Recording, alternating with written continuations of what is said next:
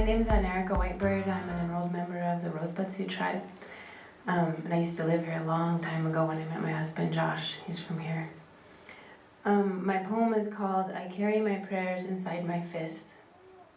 Wounded Knee Massacre, December 29th, 1890. I walk in worn moccasins through biting snow, hands red, chilled, my breath in my ears, ragged, and a child at my breast. I walk, watching the red line of my people extend in front and behind me. But the wind whips around us, frenzied like Wichoiye, so I make a home. My belly and my breasts are protection for this tiny life pressed to mine. My shawl becomes our teepee. Warmth surrounds us. I walk dazed to the place where the white flag waves, injured by the freeze.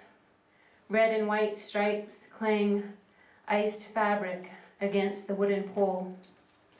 My breath visible, my child pillowed, a part of me when the soldiers fire.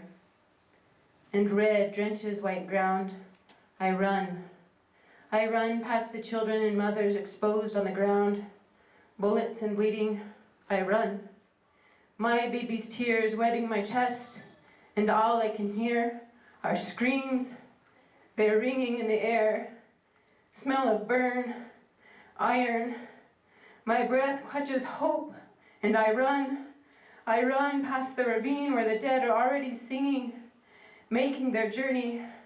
I run toward the faded sun in the horizon. I run and my baby. I run and my baby. I run and my baby is folded into my chest until horses' hooves spray snow and the long knives of the cavalry penetrate, piercing through us. I run, falling. I fall.